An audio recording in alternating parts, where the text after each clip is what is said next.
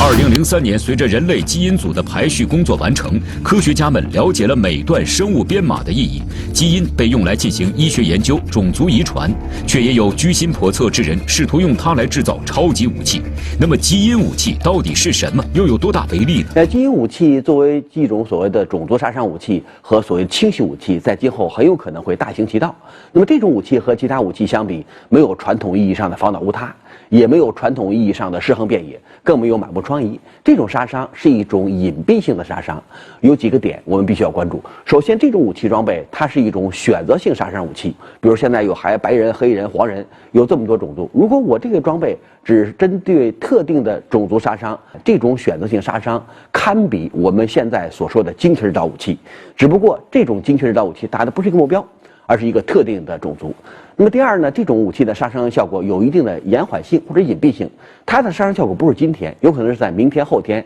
显现出来。比如我们这帮人，对吧？身体每天好得不得了，那么如果承受了基因武器的杀伤，很有可能我们的后代，那么天生就有各种致命的癌症。如果有了这种形态，那么我们的后代连生存都难，谈何发展，谈何创新？有精明的这种经济学家算了一笔账，说如果花50亿建一个庞大的核武库，有可能它的杀伤作用还不敌用5000万美元建的基因武器库。从这个角度去看，我们必须要对这种武器装备有足够的警惕性。近日，一则消息成为媒体关注的焦点，有人正在研发针对俄罗斯人的基因武器，而将这个问题摆上台面的正是俄罗斯总统普京。据俄塔社报道，在10月30号的俄罗斯人权委员会会议上，俄罗斯公民选举委员会主席指出，一些人正在利用闭路电视系统收集俄罗斯人的图像，不知用于何种目的。普京随即证实，除此之外，生活在不同地区、不同族裔的俄罗斯人的生物资料也正在被有目的地进行采集。虽然没有指明幕后推手是谁以及动机是什么，但是普京发出的警告立即引起了巨大反响。俄罗斯最大门户网站的民调显示，绝大多数俄罗斯民众认为采集俄罗斯人生物资料是为了制造基因武器。如果使用这种基因武器装备，它对你的杀伤是选择性杀伤，我只杀伤这个种族的人，所描述的细节向前推进，很有可能会成为现实。基因武器又叫遗传工程武器，是通过基因重组制造出来的一种生物武器，旨在根据人类的基因特征选择某一个种族群体作为杀伤对象。在电影《星球崛起》《星球黎明》系列中，人类就研制出了一种特定基因病毒，这种病毒能够大幅提升猩猩的智力，而对人类来说却是致命的。最终，这种病毒的蔓延造成了人类趋于灭绝，而猩猩却迅速崛起，成为了地球的主宰。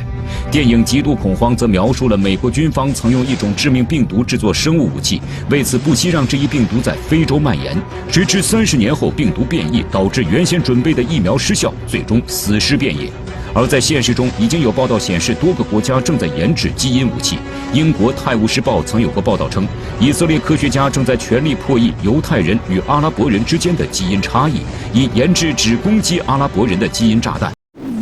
疑问啊，基因工程为什么会被列为大规模杀伤性武器？这些年来呢，我们经历过、看过很多大规模的疫情，像什么 SARS 啊、禽流感啊，甚至包括埃博拉，包括现在在南美流行的寨卡病毒。如果用基因编辑技术对这些病毒细菌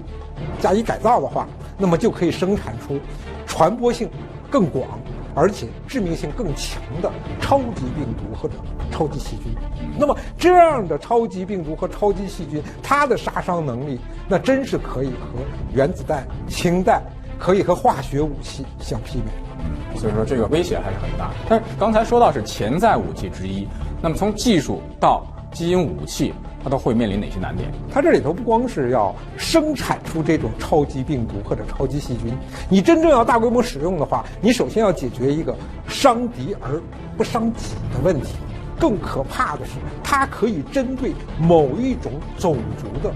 特征、基因特征，专门研制定向的这样的基因，对某一族群的这个杀伤的。对，因为我们每个族群的基因都有自己各自的特征。当然，最可怕的是，这种技术流到了疯子或者说是极端恐怖组织手里，他们可能甚至不管能不能伤己，只要能给人类造成危害、造成恐怖，就会大规模的